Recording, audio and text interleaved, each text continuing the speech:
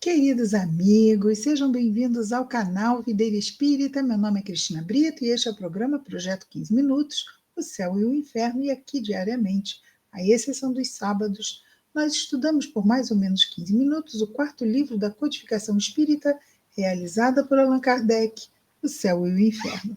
Estamos atualmente na segunda e última parte desta obra, que trata dos exemplos no capítulo 6, quando Kardec nos traz os casos de criminosos arrependidos. Aqui, vamos tirar aqui o nosso menino daqui.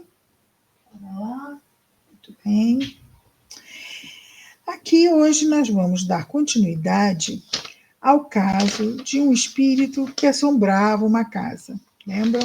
Já é a nossa terceira e última parte desse caso. É o espírito de Castelnaudary. E estamos aqui tendo que Kardec o está questionando. E ele está aqui respondendo às questões de Kardec, dizendo assim: quereis nos descrever a situação que estáveis antes de que vos chamássemos pela primeira vez? Compreendeis que perguntamos isso para ter um meio de vos ser útil, e não por um motivo de curiosidade. Então, aqui é perguntado a ele que ele descrevesse como é que ele estava antes que fosse chamado ali pela primeira vez. A resposta dele: eu vos disse, não tinha consciência de nada do mundo, senão do meu crime, e não podia deixar a casa onde o cometi, senão para me elevar no espaço onde tudo era solidão e obscuridade. Quer dizer, ali pelo menos era um ambiente que ele considerava menos pior. Não poderia vos dar uma ideia do que é, e disso nada compreendi. Desde que me elevava acima do ar, era noite, era vazio. Não sei o que era isso. Hoje sinto muito mais remorsos e não estou mais constrangido a permanecer nessa casa fatal. É-me permitido errar sobre a terra, ou seja, vagar sobre a terra, e procurar esclarecer-me pelas minhas observações. Mas então não compreendo senão melhor a enormidade de meus crimes. E se sofro menos de um lado, as minhas torturas aumentam de outro pelo remorso. Mas, ao menos, tenho esperança. Olha só, 200 anos que ele levou ali, espiando naquele ambiente, preso, não é? Preso, mentalmente preso ali, porque se ele saísse dali era só escuridão, escuridão, então ele se manteve ali e não queria que ninguém mais fosse para lá. Né? Ele matou o irmão, depois matou a mulher do irmão, que acabou ficando com ele, matou também. Então, tudo isso fez com que, com o tempo, ele percebesse, ele morreu velho, nunca foi pego pelos crimes que cometeu. Mas é isto, né? Levamos aqui na nossa consciência, que é o pior juiz de todos. 18. Se devêssemos retomar uma existência corpórea, qual escolheríeis? Ou melhor, se devesseis retomar, e retornará, né? Retomaria. Uma existência corpórea, qual escolheríeis? Resposta: ainda não ouvi bastante e refleti o suficiente para sabê-lo. A resposta justa. 19. Durante o vosso longo isolamento, e pode-se dizer do vosso cativeiro, tivestes remorsos durante esses 200 anos? Resposta: nem o menor.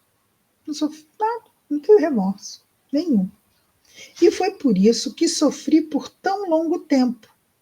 Foi somente quando comecei a sentir os remorsos que foram provocadas com o meu desconhecimento as circunstâncias que conduziram à minha evocação. Ou seja, ele sentiu remorso apenas quando ele foi evocado e começou a ser esclarecido. Aí ele começou a entender melhor o contexto espiritual em que se achava. conduziram à minha evocação, a qual devo o começo de minha libertação. Então, foi a partir desse esclarecimento que ele começou a libertar o seu entendimento, amadurecendo para o futuro.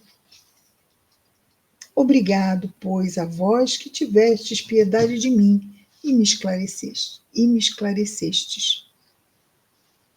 E aqui termina vamos dizer assim, as perguntas e as respostas do Espírito, mas Kardec vai fazer aqui um longo comentário e vamos acompanhar o comentário de Kardec. Vimos com efeito avaros sofrerem, avaros, não é? Avaros, pão duro, não é? Vimos com efeito avaros sofrerem a visão do ouro, que para eles se tornava uma verdadeira quimera. Ou seja, não tinham mais ouro, mas sofriam, ficavam lá tendo aquela visão que não conseguiam pegar, era só uma ilusão. Estavam mortos, não é? Acabou a materialidade. Orgulhosos, atormentados pelo ciúme de honras que viam dar e que não se dirigiam a eles. Mas, não é? Estavam mortos. Não recebiam mais honras nenhumas. Homens que comandaram sobre a terra, humilhados pelo poder invisível que os constrangiam a obedecer e pela visão de seus subordinados que não se curvavam mais diante deles. Todos desencarnados. Acabou o poder. Os ateus sofrerem das angústias, das incertezas, encontrarem-se num isolamento absoluto no meio da imensidão, sem encontrar nenhum ser que pudesse esclarecê-los. No mundo dos espíritos, há alegrias para todas as virtudes e apenas sofrimentos para todas as faltas. E aquelas que a lei dos homens não atingem, ou seja, aqueles que ficaram sem serem punidos quando encarnados, são sempre atingidos pela lei de Deus. Ninguém, né? Nossa consciência não fica impune, porque Deus rege tudo e todos. Continua Kardec. Além disso, há de se notar que as mesmas faltas, embora cometidas em condições idênticas, são punidas por castigos, algumas vezes muito diferentes. Então, aparentemente parece a mesma coisa, mas os contextos vão dar peso diferente ao que aconteceu. Segundo grau de adiantamento intelectual do espírito. Aos espíritos mais atrasados e de uma natureza bruta, como aquele que se trata aqui, são infligidas penas de alguma sorte mais materiais do que morais. Foram os 200 anos, né, que ele passou lá, vamos dizer assim, oprimido por aquela escuridão toda vez que se tentava se afastar dali. Ao passo que ao contrário para aqueles cuja inteligência e sensibilidade são mais desenvolvidas. Aos primeiros, os mais embrutecidos, são necessários castigos apropriados à rudeza de sua casca, para fazê-los compreender os desagrados de sua posição e inspirar-lhes o desejo de sair dela. Assim é que somente a vergonha, por exemplo, que não faria senão um pouco ou nenhuma impressão para eles, seria intolerável para aqueles mais esclarecidos e sensíveis. Né? Vergonha. Nós tivemos aqui já espíritos que se revelavam muito envergonhados. Nesse Código Penal Divino, continua Kardec, a bondade, a sabedoria e a previdência de Deus por suas criaturas se revelam até nas pequeninas coisas. Tudo é proporcional. Tudo está combinado com uma admirável solicitude para facilitar aos culpados os meios de se reabilitarem. E lhes são levadas em conta as menores boas aspirações da alma. Olha como Deus é misericordioso, não é? Segundo os dogmas das penas eternas, que é lá da igreja, não existem penas eternas, nós sabemos. Ao contrário, no inferno estão confundidos os grandes e os pequenos culpados, ou seja, todo mundo vai para o caldeirão para todo sempre. Lá naquela doutrina que não faz sentido. Os culpados de um dia e os 100 vezes reincidentes, ou seja, fez só uma coisinha. Não, fez milhões de coisinhas. Todo mundo sofre na mesma, igual.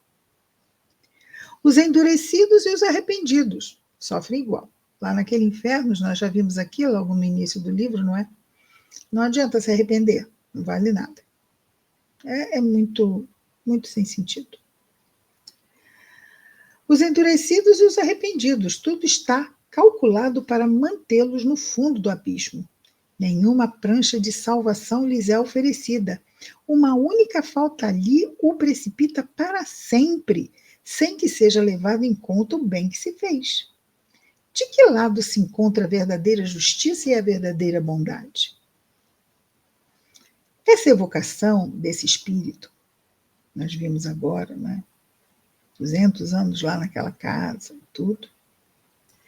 Essa evocação não foi o fato do acaso que fez com que ela acontecesse.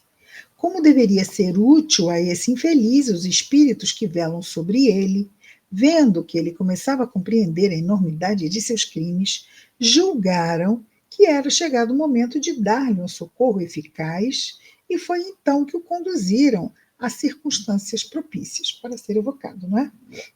É um fato que vimos se produzir muitas vezes. Ou seja, os espíritos levarem pessoas para as reuniões mediúnicas para serem esclarecidos.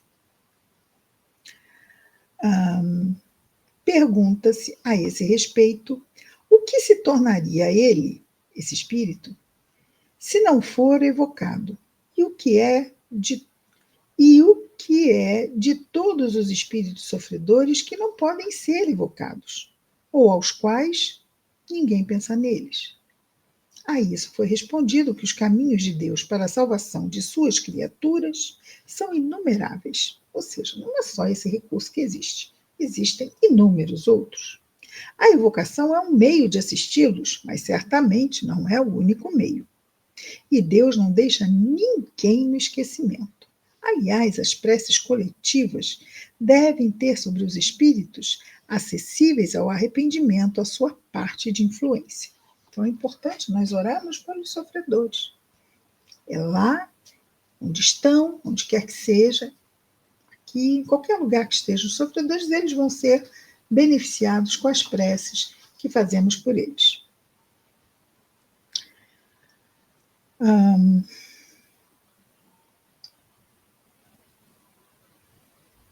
Muito bem. Deus, já que concluindo, Kardec diz, Deus não poderia subordinar a sorte dos espíritos sofredores aos conhecimentos e à boa vontade dos homens. Coitados dos espíritos sofredores, se fosse assim. Desde que estes, os homens, puderam estabelecer relações regulares com o mundo invisível, um dos primeiros resultados do espiritismo foi ensinar aos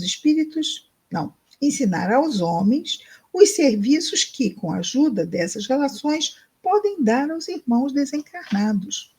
Deus quis, por esse meio, provar-lhes a solidariedade que existe entre todos os seres do universo e dar uma lei da natureza por base ao princípio da fraternidade, abrindo esse campo novo ao exercício da caridade, esse campo da comunicação entre dois planos, mostra-lhes, ou seja, mostra a nós encarnados, o lado verdadeiramente útil e sério das evocações, desviada até mesmo de seu fim providencial pela ignorância e pela superstição.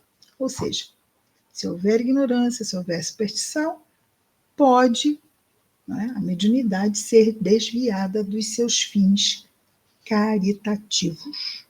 Portanto, é importante estudarmos para não cairmos em erros tão enormemente, fortemente desnecessários.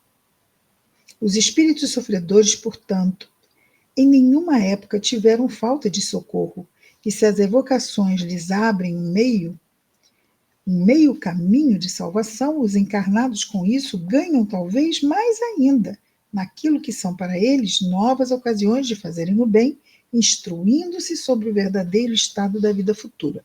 Ou seja, quem está fazendo caridade a quem? O encarnado está fazendo caridade, esclarecendo o desencarnado. E o desencarnado está fazendo muita caridade, mostrando para o encarnado, o desencarnado está fazendo muita caridade, mostrando para o encarnado o que ele não deve fazer para não sofrer como aquele que está chegando em sofrimento. Aí vemos, não é? Vemos no sofrimento do desencarnado o resultado das suas más escolhas. As culpas e remorsos e tudo isto. E aqui terminamos, então, o caso desse espírito de Castelnaudary. Amanhã retornamos com mais um caso aqui do capítulo sobre criminosos arrependidos. Projeto 15 minutos, o céu e o inferno, até lá, muita paz a todos.